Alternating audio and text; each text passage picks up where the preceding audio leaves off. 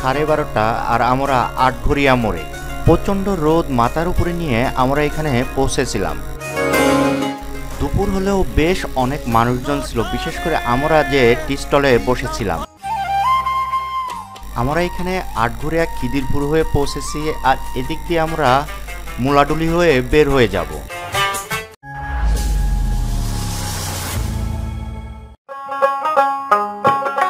পাবনা জেলার ঈশ্বরদী উপজেলার আটঘরিয়া মোড় থেকে আপনাদের শুভেচ্ছা জানাচ্ছি। নামটা আটঘরিয়া মোড় হলেও এটা মুলাডুলি ইউনিয়নের ঈশ্বরদী উপজেলার মধ্যে অবস্থিত।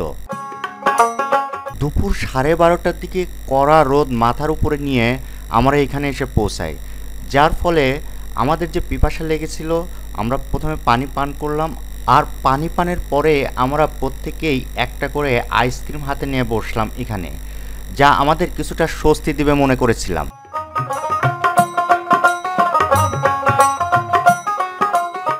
সবাইকে দেখে আমার মনে হচ্ছিল এরা আইসক্রিম খাচ্ছে না, যেন অমৃত খাচ্ছে।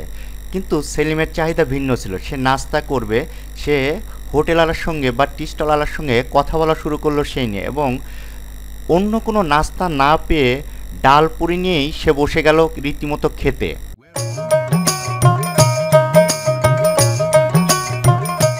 আমরা আটঘরিয়া কড়ইতলা মোড় থেকে যাত্রা শুরু করেছি। চাঁদবা হয়ে খিদিরপুর বাজার দিয়ে এখানে এসে পৌঁছেছি, এবং আমরা এই পাশ দিয়ে যে আপনার রাস্তাটা দেখতে পাচ্ছেন, এটা মুলাডুলি যাওয়ার রাস্তা। এখান দিয়ে মূলত আমরা বের হয়ে যাব। আপনারা দেখতে পাচ্ছেন সেলিম তার নাস্তা শেষ করার পরে আবার সেখানে আশরাফুল ভাগ বসিয়েছে। এই যে রাস্তাটা আপনারা দেখতে পাচ্ছেন, এটাই মূলত আমাদের বের করে নিয়ে যাবে এই আটঘরিয়া মোড় থেকে।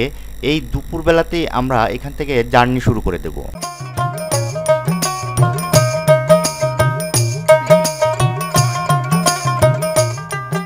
প্রায় আধা ঘন্টা আমরা এখানে অবস্থান করেছি, বিশ্রাম নিয়েছি, কিছু নাস্তা করেছি, যার যা মনে চেয়েছে খেয়েছি।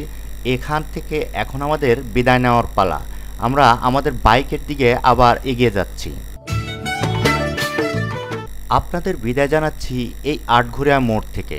আপনারা সবাই ভালো থাকবেন, আর পরবর্তী ভিডিওর জন্য সবার আমন্ত্রণ রইল।